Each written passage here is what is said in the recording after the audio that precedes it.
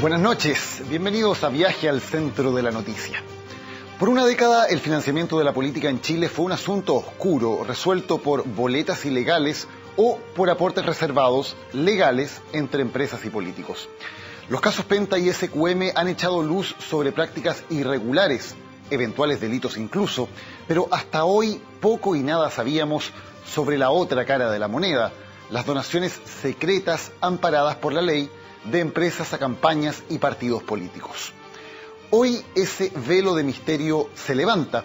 Por primera vez conocemos la lista completa de las compañías que han financiado la política durante la última década. Son 1.123 empresas. Hay bancos y mineras, forestales y retail, casinos y pesqueras, empresas de áreas reguladas como las sanitarias, ISAPRES o AFP. Hoy viajaremos al centro de esta noticia. Les contaremos en detalle uno por uno de los poderosos grupos económicos que pagan la cuenta de las campañas, las formas de eludir el tope de dinero legal usando múltiples filiales de la misma empresa, los personajes clave del vínculo entre dinero y negocios y el debate que se abre tras la publicación de estos antecedentes. Bienvenidos al viaje.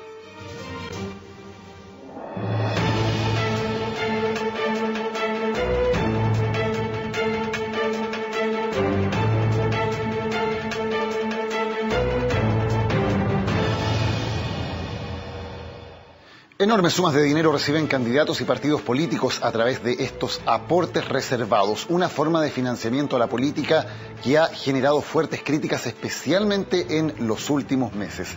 ¿Qué dicen desde el mundo político, desde el mundo empresarial y desde la academia sobre este tema? Lo vemos en la siguiente nota.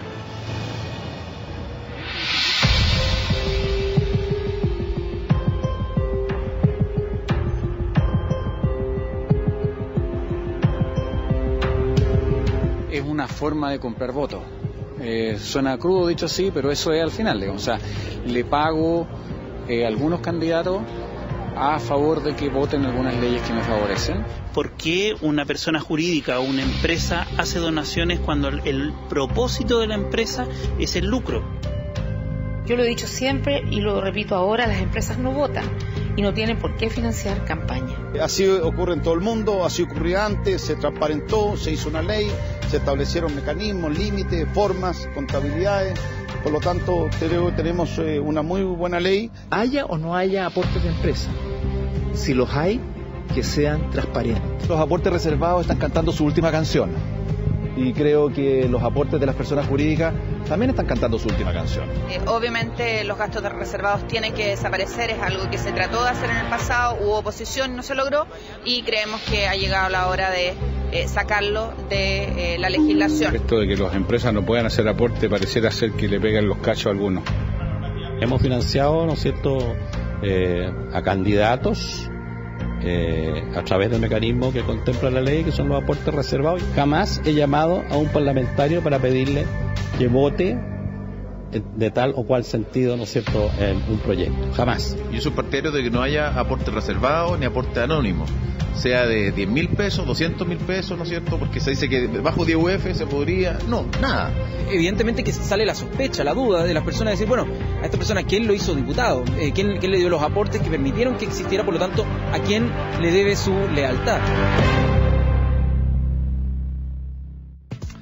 Durante una década en Chile, el financiamiento de la política fue una caja oscura. La ley que comenzó a regir en las elecciones del año 2004 permitía y permite todavía las donaciones legales reservadas. Esto es, en las cuales la ciudadanía no tiene derecho a saber qué empresas hacen las donaciones ni qué candidatos reciben de cuáles empresas esas donaciones.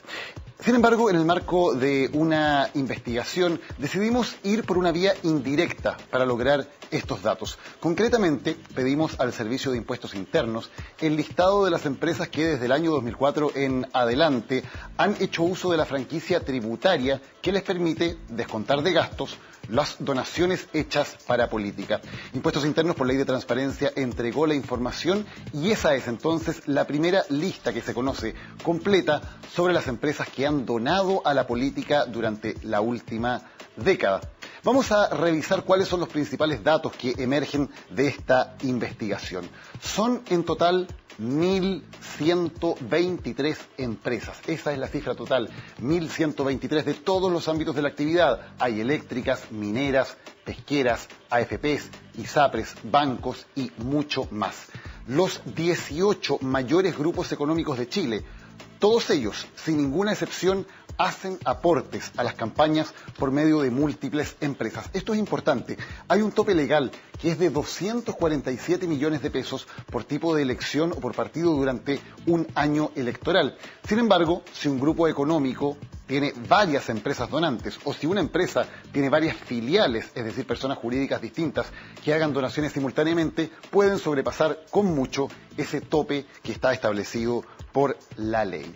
Veamos los principales grupos económicos y cuáles son entonces los que más donan en términos de la cantidad de empresas donantes. El grupo MATE es el que lidera el listado. 33 empresas de este grupo han hecho donaciones políticas en la última década. Los montos completos, totales, no los sabemos, pero sí tenemos algunas pistas. Por ejemplo, en el caso de la compañía manufacturera de papeles y cartones, en total hace donaciones mediante 14 filiales distintas, 14 empresas que pertenecen al conglomerado de la papelera, y sabemos que en las últimas campañas al menos han donado una cifra que es superior a los 2.000 millones de pesos.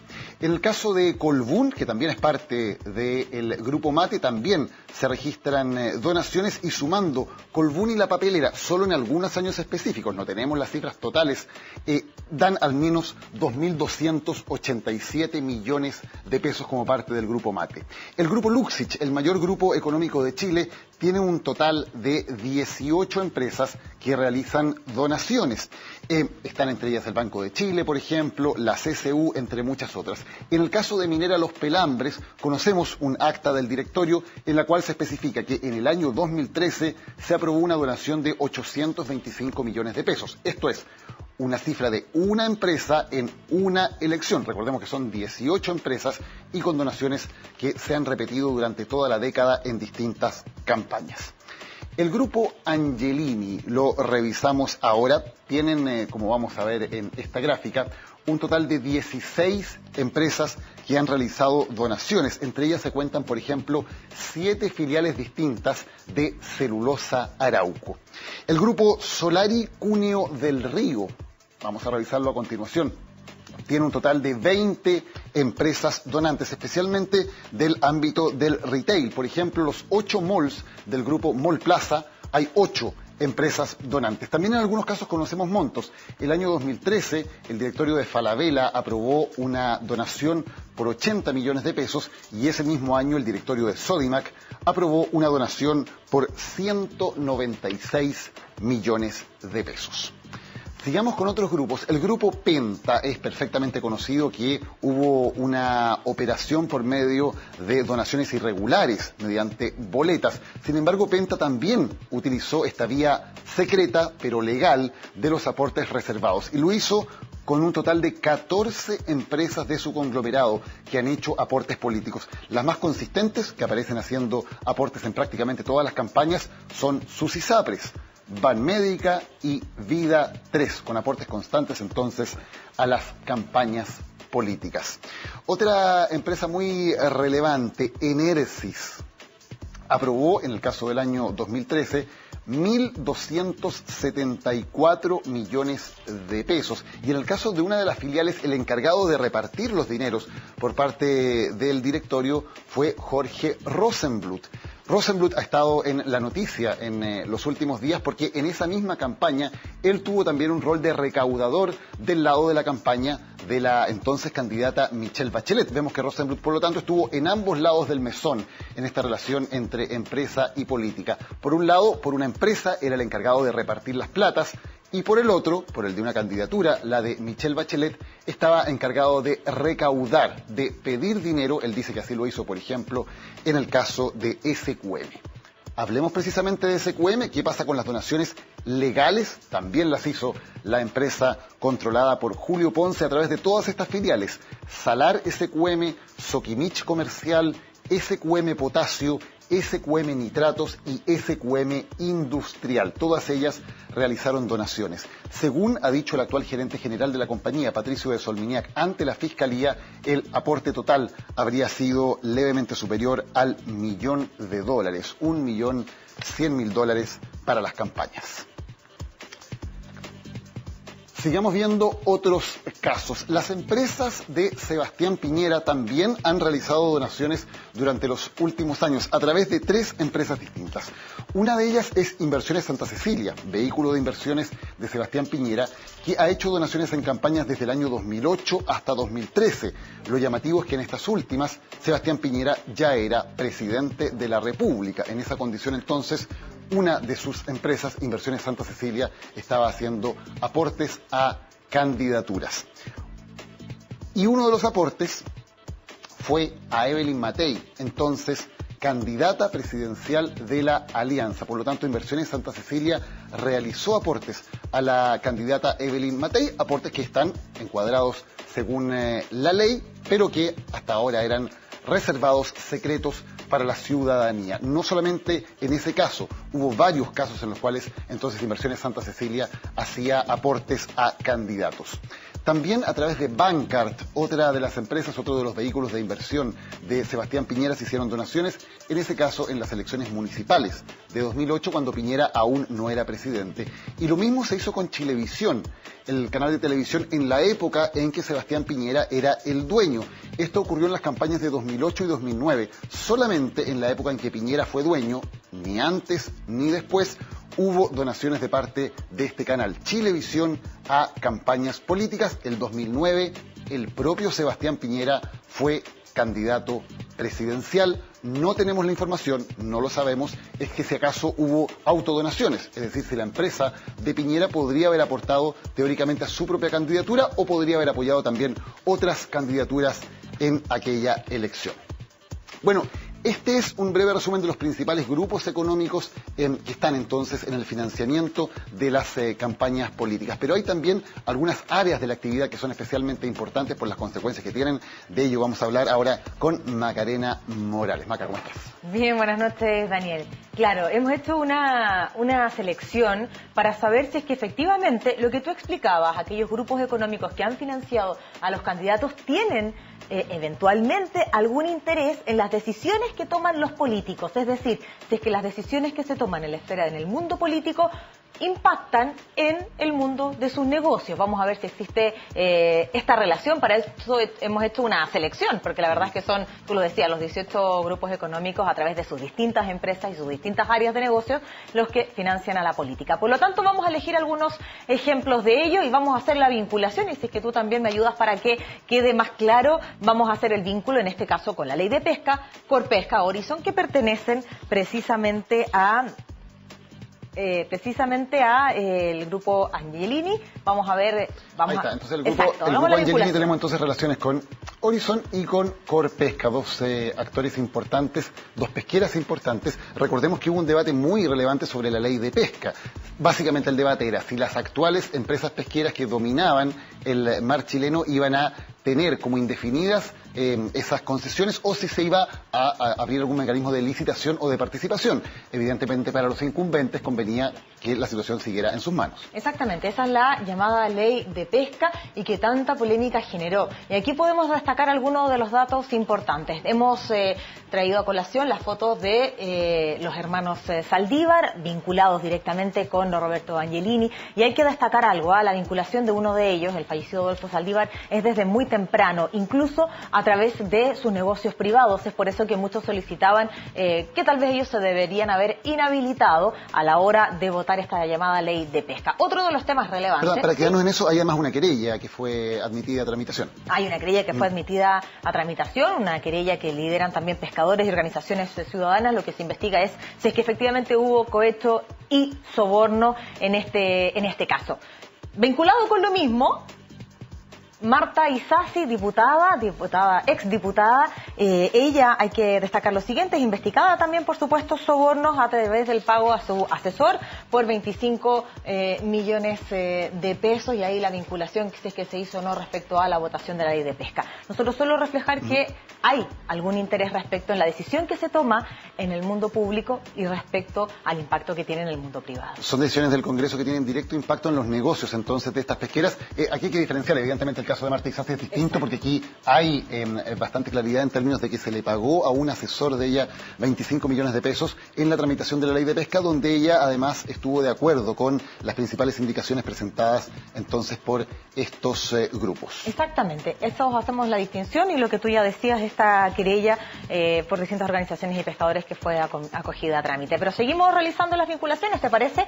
Y a ver si es que tú me ayudas, que estás en ese sector, para vincular con otro sector, y que es el proyecto de ley de fomento forestal y esta industria que también guarda relación. Vamos a hablar de la ley de fomento forestal y la vinculación que tienen precisamente estos dos grupos, Mate y Angelini, a través de estas filiales. En el caso de Mate, la vinculación es con la compañía manufacturera de papeles y cartones, conocida como La Papelera, y en el caso de Angelini con la Forestal Arauco. Exacto. ¿Qué es lo que buscan de tramitar en la ley de fomento forestal? Hay algo que es el DL 701.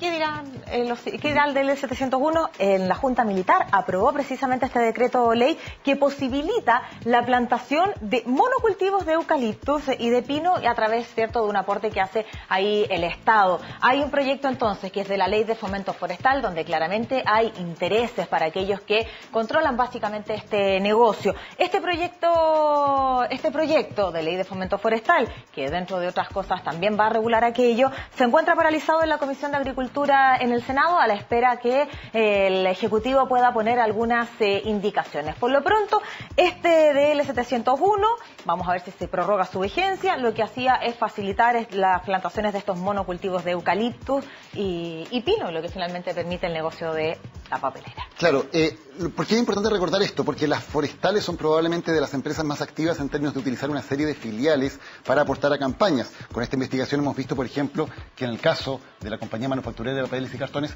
son en total 14 filiales de la empresa las que realizan donaciones, y en el caso de Celulosa Arauco son 7. Esto podría permitir, por lo tanto, donaciones que son bastante altas en ambos casos. Exacto, bueno, seguimos avanzando, ¿te parece? Hemos destacado otros ejemplos de estos grupos económicos a través de sus empresas, y vamos a llegar a los bancos. Hacemos la vinculación de inmediato, ¿te parece? A través de los actores relevantes, vamos a vincular con el Banco Vice, a Luxich con el Banco de Chile y por supuesto Penta con el Banco Penta. ¿Hay algún interés por parte de los grupos respecto a las decisiones que se toman en el mundo de lo público? Claro que sí. Hay varios temas. Podemos hablar de la ley DICOM, de la protección de datos, de la deuda consolidada, del consentimiento expreso y la preocupación que existe también respecto a esta regulación que viene desde el mundo público para aquellos que tienen sus negocios en el mundo privado. Así que claramente podemos ver que hay intereses creados. Todos los mayores bancos privados del país, digo privados porque el Banco Estado también es un banco grande, todos los mayores bancos privados están haciendo y están en la lista de donaciones políticas, de modo que están entre los principales financistas de la política en Chile, y como tú dices, Macarena, hay una serie de iniciativas legislativas que, claro, tienen que ver efectivamente con los bancos, y también es importante decirlo con el retail, que lo hemos puesto aquí, ¿no? Hemos puesto el retail y lo hemos puesto en esta sección de bancos también porque el negocio financiero precisamente del retail es el que también entrega importantes dividendos para los mismos. Por lo tanto, también es que desde este sector de la economía hay preocupación respecto a estos mismos temas. Nosotros hablábamos qué es lo que pasa con el consentimiento, con aquello que guarda relación con la repactación unilateral, la ley DICOM, la protección de datos y cuantos más. Por lo tanto, hacemos la vinculación respecto a esto mismo y el negocio, que uno pareciera que guarda relación solo con vender productos y va más allá más allá y llega a este negocio financiero por parte del retail, Daniel. Y finalmente, uno de los datos más llamativos que aparecen también en esta lista, voy a poner color verde porque es el color de Audax, Audax Italiano, un club deportivo, una sociedad anónima deportiva profesional, aparece haciendo donaciones políticas durante la campaña municipal del año 2008. ¿Qué es lo llamativo? Que precisamente durante esa campaña, un mes antes de que se realizara la donación, que fue el 8 de octubre de 2008, Audax firma un convenio de adendum con la Municipalidad de la Florida.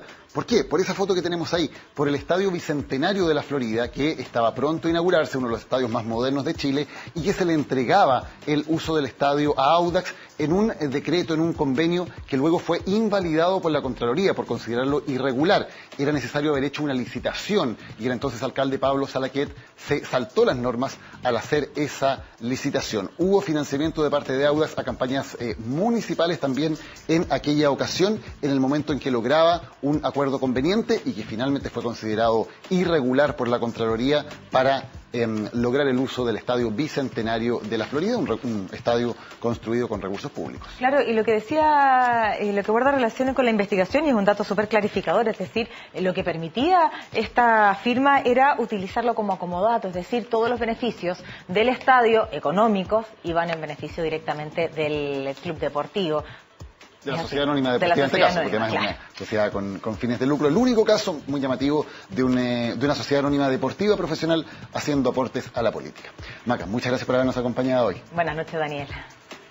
Vamos a ir a una pausa, ya volvemos con más. Esto es Viaje al Centro de la Noticia. Ya estamos de vuelta en Viaje al Centro de la Noticia. En el primer bloque les contamos de esta lista de 1.123 empresas que han financiado la política en la última década y les contamos además algunos de los montos y algunos de los intereses que también estas empresas tienen, por ejemplo, en proyectos de ley que se tramitan en el Congreso. Veamos ahora el otro punto de vista, el de los políticos que financian sus campañas y sus candidaturas. Y pongamos el ejemplo de la última elección presidencial. ¿Cuáles fueron los ingresos que declararon, al menos ante el CERVEL, y cuáles son los aportes reservados que recibieron por parte de empresas? Michelle Bachelet tuvo los ingresos más altos, y por tanto los gastos más altos declarados ante el CERVEL, 5.377 millones. De ellos, según la información entregada al servicio electoral por la candidatura de Bachelet, 1.405 millones correspondieron a aportes reservados. Veamos ahora a Evelyn Matei, una campaña que no recibió ni gastó tanto. Fue en total 3.474 millones los ingresos declarados de su campaña, pero un monto mayor, 2.312 millones correspondieron a aportes reservados. O sea, Bachelet es la que declaró más ingresos totales, pero Matei es la que declaró más aportes reservados. El resto de las candidaturas están muy lejos en términos económicos. Veamos rápidamente las otras candidaturas del año 2013. Franco Parisi declaró ingresos en la campaña por 517 millones de pesos. Aportes reservados por apenas 5 millones. Marcel Claude declaró en total 161 millones de pesos de ingresos de campaña.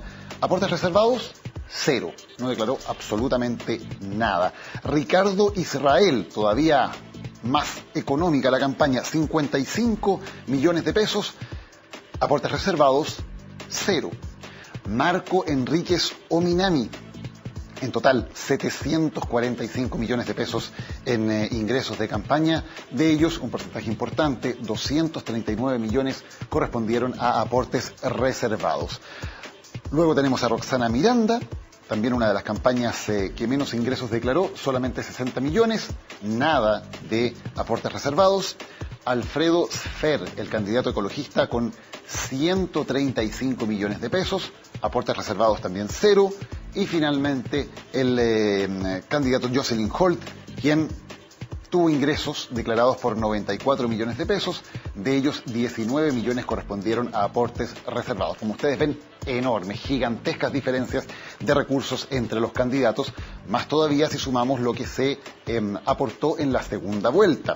Solo en la segunda vuelta, la candidata Michelle Bachelet declaró ingresos de 1.528 millones, Evelyn Matei 1.145, y en cuanto a los aportes reservados de la segunda vuelta solamente, 375 millones Bachelet, 655 Matei. Se repite lo mismo de la primera vuelta, más aportes totales para Bachelet que Matei, más presupuesto para campaña, pero menos aportes reservados en el caso de la candidata de la nueva mayoría que en el caso de la candidata de la alianza. ¿Cómo opera esta ley que da la impresión de que está viviendo ya sus últimos momentos, pero que ha regido las campañas por una década? Lo vamos a conversar con Patricio Santamaría, presidente del Consejo Directivo del Servicio Electoral del CERVEL. Patricio, le invitamos por favor a pasar para que podamos revisar entonces cómo funciona este financiamiento de campañas. Buenas noches, gracias por venir al programa. Hay financiamiento privado y público, ¿no? En la campaña electoral. ¿Cómo funciona eso?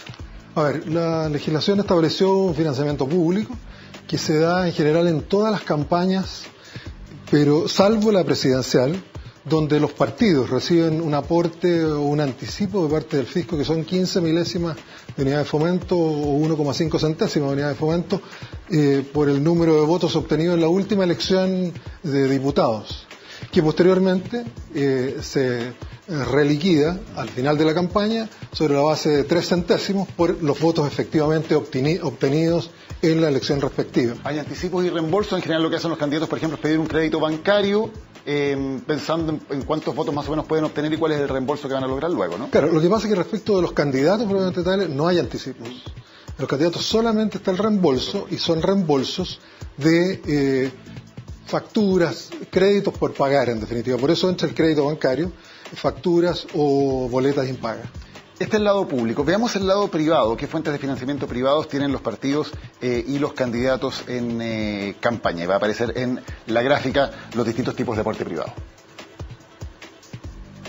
Claro, lo primero, los aportes privados son los propios, los que puede el mismo candidato o candidata aportar de su patrimonio y que fundamentalmente tiene que ver con los ingresos, los ahorros. Ahí cabe precisamente los créditos que puedan obtener sobre la base de un cálculo que habitualmente las instituciones bancarias o financieras hacen respecto de los votos. Los segundos son los aportes anónimos. Estos son aportes que tienen un límite de 20 unidades de fomento, 436, 450 mil pesos en la última campaña. Son anónimos porque se desconoce la identidad del aportante, pero existe la posibilidad de que la persona que aporta exija un recibo y deje constancia de su nombre. Esto es bien importante señalarlo porque no se considera en la nueva legislación y yo creo que esto está pensado sobre la base de defender la reserva de la preferencia política del elector. Es razonable pensar que en montos bajos las personas puedan no sentirse complicadas de recibir posteriormente problemas y puedan hacerlo de carácter anónimo.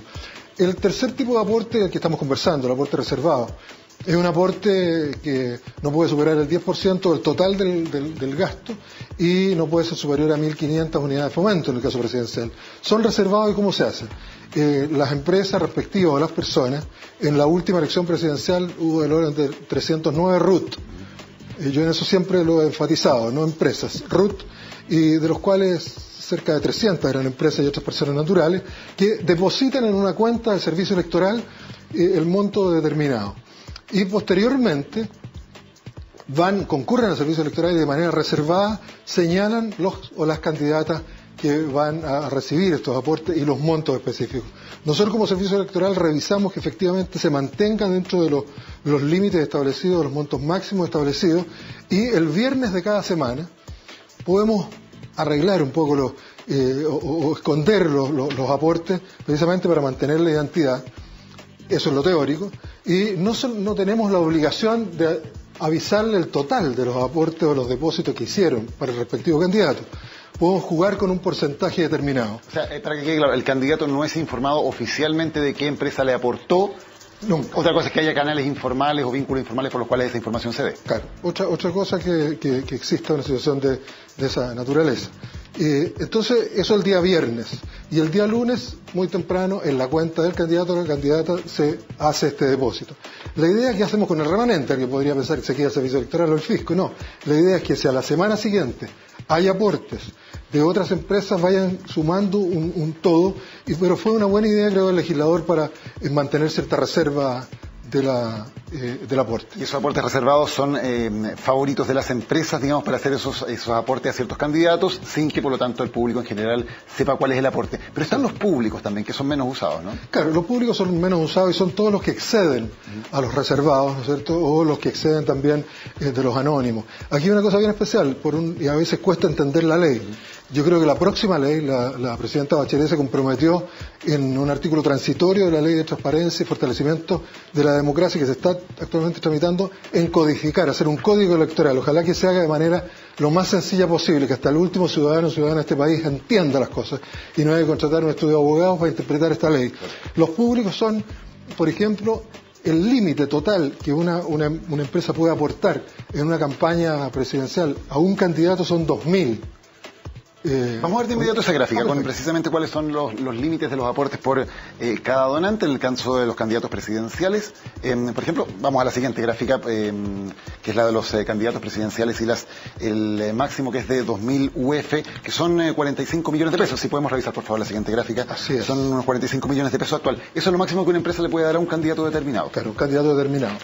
Y cada aporte reservado no puede exceder, ahí está, te fijas, el candidato presidencial, ese es el máximo que se puede aportar por cada donante, cada empresa o RUT, como se usa lamentablemente en este país, a senadores, diputados, o en conjunto de los candidatos. 10.000 UF, o sea, podría ser que si en una elección hay 5 candidatos, las empresas pudieran entregarle 2.000 UF a cada uno de los candidatos. Este es el total o conjunto de candidatos por cada una de las elecciones. Importante decir dos cosas. Esos 229 millones de pesos, primero es por tipo de elección, o sea, si en un año hay elecciones de presidentes, senadores, diputados y consejeros regionales, como fue la última vez, eso hay que multiplicarlo por 4. Por 4, y además como los partidos tienen también derecho a las 10.000 UF, por 5. Por 5. Y además, lo decíamos, una empresa puede aportar por ese tope, pero por distintas filiales. Veíamos el caso, por ejemplo, de empresas como la compañía manufacturera de papeles y cartones, que tenía hasta 14 filiales aportando. Eso multiplica también el tope, ¿no? Claro, eso también multiplica, porque esto es por RUT. Es por cada RUT, sean unos filiales de la misma empresa. Así es. Entonces, pero si uno mira el tope que establece la ley, que seguramente está en la próxima gráfica, y son 1.500 UF en el caso presidencial para los aportes reservados. Entonces podría ser que una empresa optara por entregar un aporte de 1.500 UF y posteriormente un segundo aporte reservado por 500 UF, con lo cual cierra sus 2.000 UF. Si no ocurre así, las otras 500 UF serían básicamente públicas. Veamos precisamente esa gráfica con esos... Te lo decía yo recién. Con esos aportes. Ahí están, 1.500 UF es el límite de cada aporte reservado. Claro, cada vez que uno va al banco, la empresa solamente, nosotros si no lo objetamos, aporta 1.500 UF. Pero la segunda vez que va al banco, aporta las 500 restantes. Y lo mismo con los senadores y diputados. Lo mismo con los senadores y diputados. Y en conjunto está el tope de los 3.000 UF. O sea, cada vez que uno va al banco, el máximo son 68 millones. Claro. Pero después puede volver, por cierto. Puede volver. En cada elección. Visto que así funciona la elección, que esos son en el fondo los límites que existen y los aportes reservados que se pueden entregar a cada donante, ¿cuál es su evaluación de cómo funciona esta ley? ¿De qué habría que cambiarle? Por ejemplo, en los temas de que los aportes sigan siendo reservados como son hasta ahora.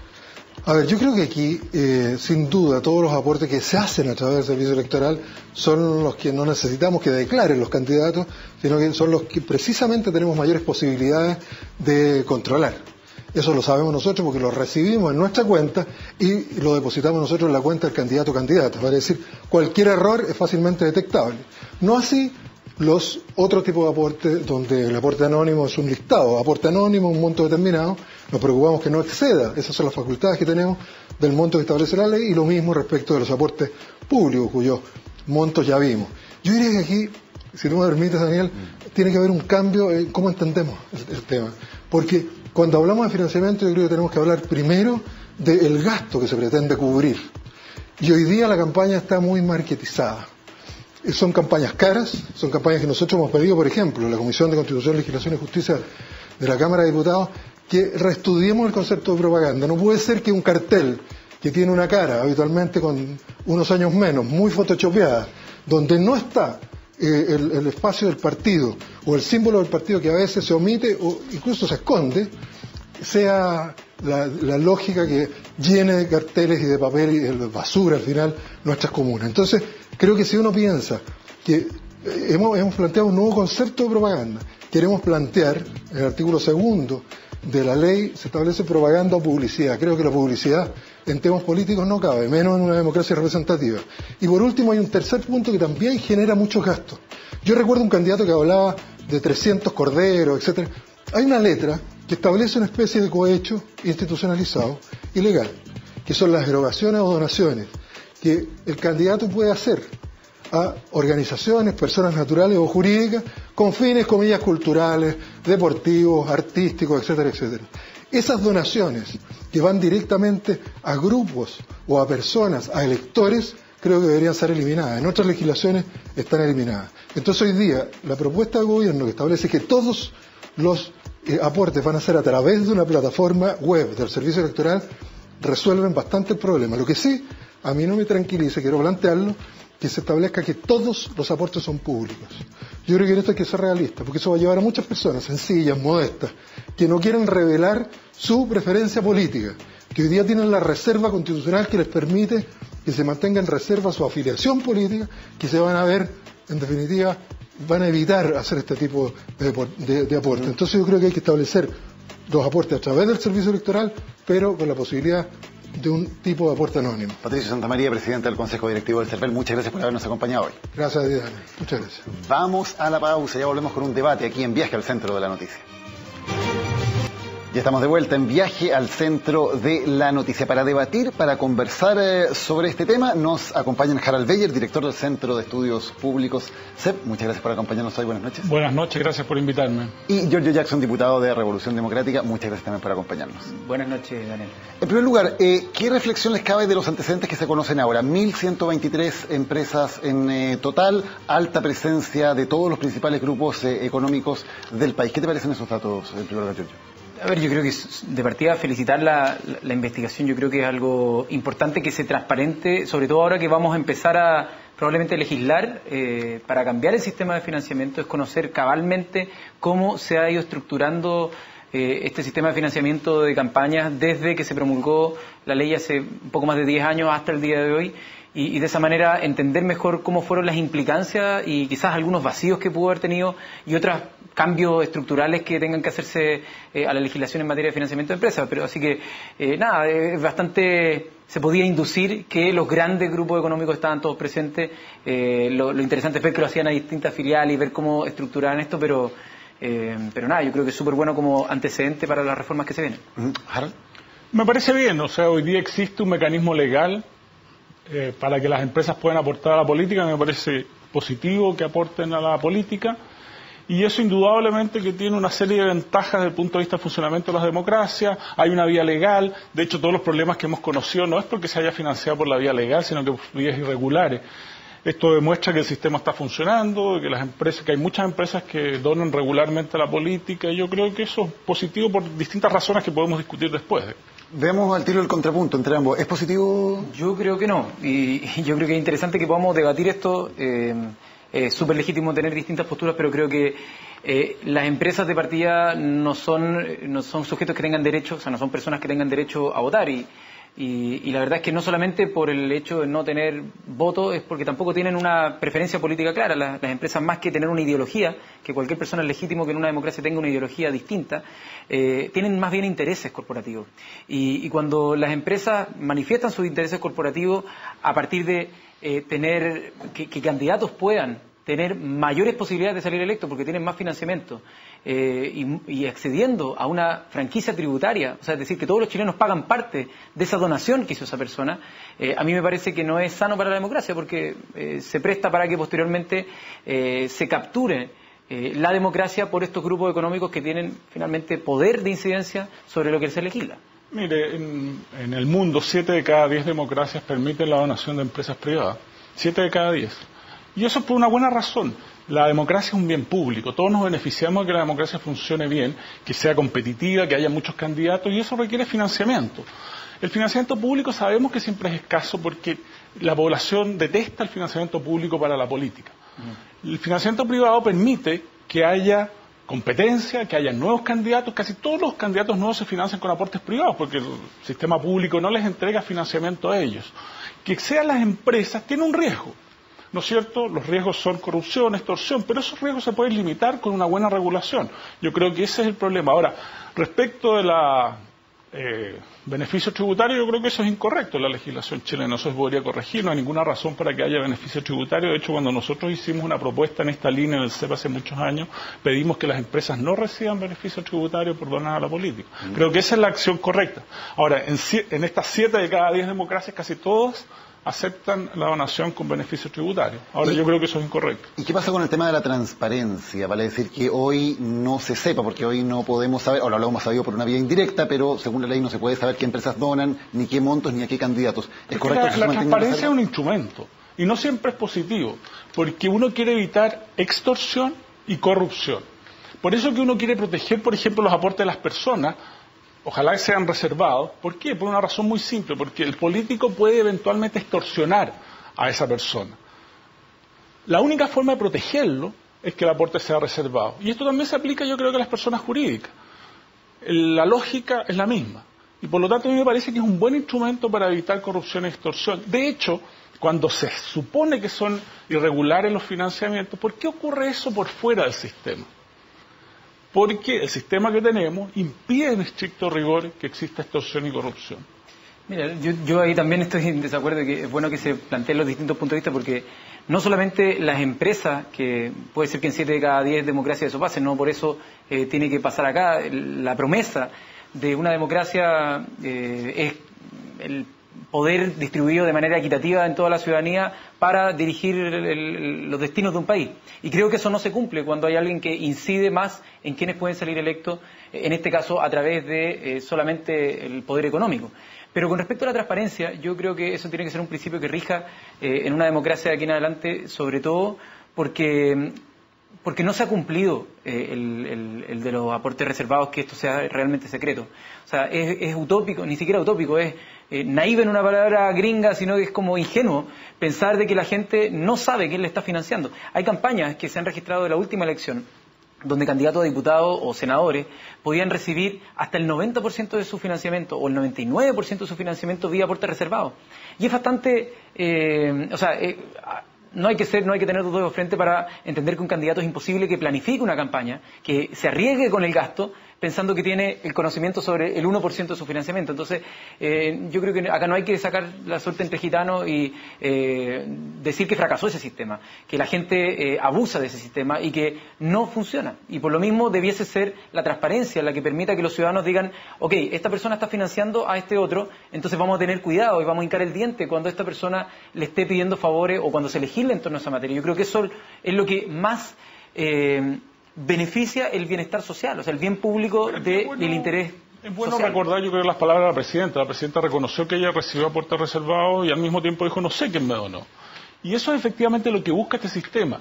Y en general, nadie puede estar seguro de quién le donó.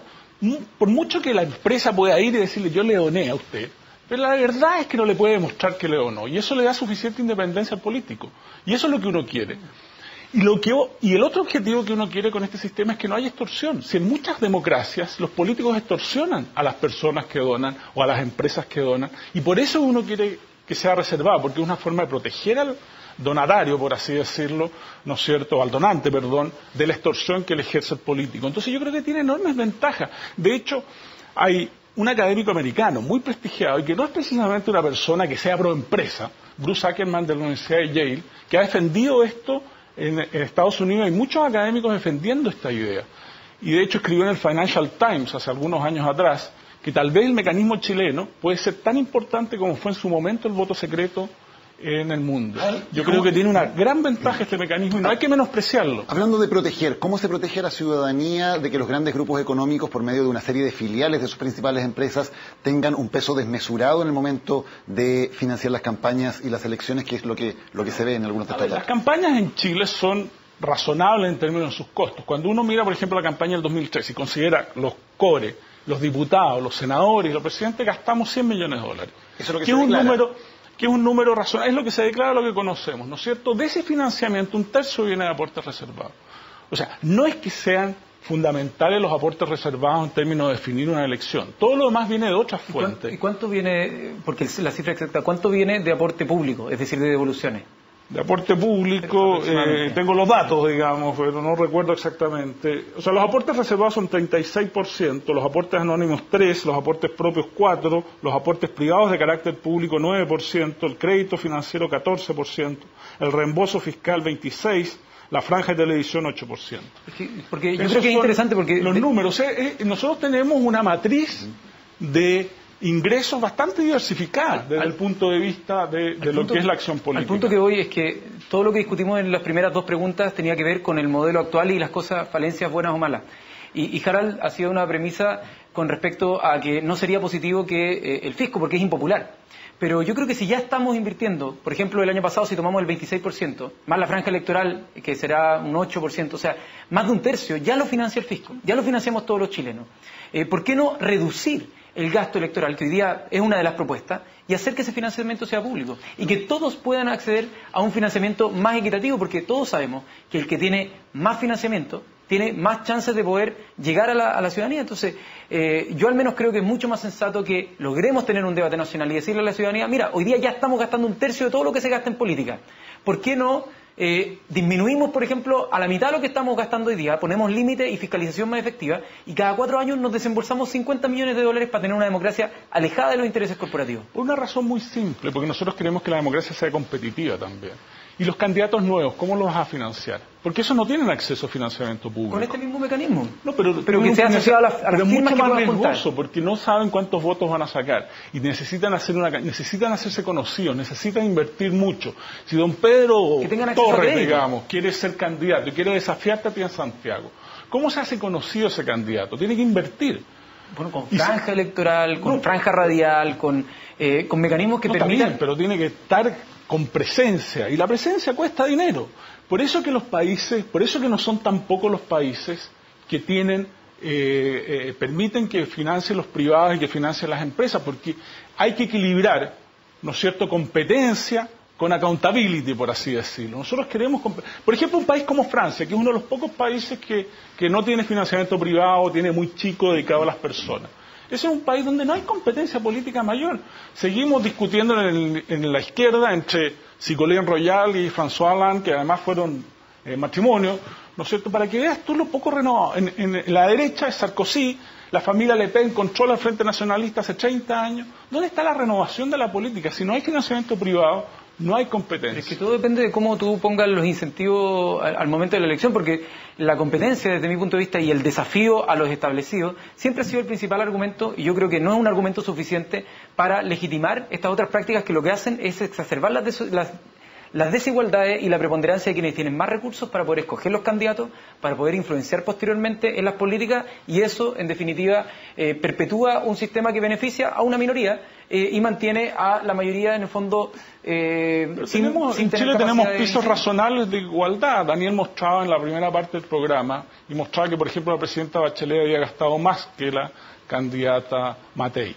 O sea, hay igualdad. En las elecciones de alcalde, cuando uno mira, hay igualdad. No, pero hay igualdad en dos candidatos. Entre los dos candidatos. Los otros candidatos tienen... Pero el 90% de la gente vota por ellos. O sea, es razonable que se concentren en ellos también el dinero. El 40% pero además, votó, o no, más, 60%. Los candidatos nuevos, claro, nadie sabe muy bien cómo se ha financiado Marco Enríquez Ominami, ¿no es cierto? Pero probablemente se ha financiado privadamente. El mismo ha reconocido que con asesorías, con una serie de cosas, ¿no es cierto?, que él ha hecho para poder sobrevivir y ser candidato. Es solamente financiamiento privado. Pero, la renovación dependería también de que estos candidatos nuevos tengan el beneficio o tengan el visto bueno de grandes grupos empresariales privados, porque ellos serían los que financiarían. No necesariamente, porque pueden ser personas, pueden ser empresas, pueden ser otras empresas a las que conocemos, ¿no es cierto? No sabemos muy bien cómo ocurre ese financiamiento, porque hoy día no lo tenemos regulado, que es uno de los problemas. Yo, por ejemplo, pienso de que hay candidatos aquí que llevan mucho tiempo y nadie los regula, digamos, y eso es un error de nuestra estructura. Yo creo que el argumento de que alguien nuevo, alguien fuera de la política pueda desafiar a un político suena atractivo siempre y cuando alguien se identifique con ese candidato en términos de alguien alejado de la élite. pero la verdad es que la única chance de que esa persona pueda acceder al financiamiento, como insinuaba a través de su pregunta, Daniel, es que sea una persona o muy bien conectada con las élites que pueden tener acceso al dinero, o una persona que ya tenga dinero propiamente tal. No es que un vecino vaya a poder entrar a la política y acceder al financiamiento privado porque no lo accede. Entonces yo al menos prefiero, y por eso aquí hay una diferencia política que es importante que la gente, no sé, pueda ver las diferencias, que el financiamiento público sea lo más preponderante, sin perjuicio con que uno pueda hacer aportes, ya sea voluntarios o no, que igual se cuantifican. Yo lo que creo es que es menos malo, finalmente, para la política chilena. El financiamiento de los candidatos nuevos nunca es contra fondos pasados, porque no fue candidato antes. Por ejemplo, en cambio, imagínate si es que se establece con firmas. De nuevo va a tener, en función de su votación pasada, financiamiento inmediato. Imagínate si además usted tiene financiamiento permanente del Congreso, usted tiene una sede, puede ir al distrito cuando quiera, tiene una tremenda ventaja sobre cualquier desafiante. Por razones obvias, el Estado no le puede dar a un candidato nuevo financiamiento. ¿Por qué? Porque seríamos todos candidatos, digamos, para optar a ese financiamiento. Si fuera asociado a firmas. Por ejemplo, que tú como candidato eres una persona muy popular en tu barrio, tú juntas un lote para desafiar al concejal o al alcalde, y en el fondo el financiamiento va asociado a cuánta gente tú puedes llevar. No está asociado eso a la capacidad económica previa, sino a la convocatoria, a las ideas. Pero en todas partes del mundo el financiamiento público va contra votación pasada. Pero perfectamente podría ir a adhesión a un programa o adhesión a una idea. La posibilidad de levantar candidatos nuevos sin financiamiento privado me parece que es imposible. Y todos los países, y los pocos países que no tienen financiamiento privado o que tienen predominantemente financiamiento público, sufren este problema, poca renovación de la política. Y uno no quiere eso. Entonces, uno tiene que equilibrar distintos atributos que quiere de una democracia. Sí, pero hoy día podemos ver que, por ejemplo, con los reportajes que vemos acá, no es que el financiamiento privado haya aportado a la renovación en política. Vemos que el mismo presidente Piñera, en el ejercicio de sus funciones, estaba financiando una candidata que ya había sido senadora, que ya era una figura que fue ministra de Estado. Entonces, el presidente, que ya no solamente es cuestionable el que en el ejercicio de sus funciones, con las platas que tenía en Fideicomiso Ciego, esté dirigiendo campañas mientras es presidente de la República, sino también está financiando a una persona que no era alguien de la renovación propiamente tal. La tasa de renovación de los diputados en Chile es relativamente alta comparada con la que se observa en Estados Unidos, con la que se observa en Francia, con la que se observa en Portugal, que es otro país que tiene poco financiamiento privado. Existen otras formas de renovación, como por ejemplo limitar la reelección o hacer otro tipo de estrategia. No sé si eso es tan bueno. Porque quiero limitar yo a un diputado que ha hecho bien su trabajo.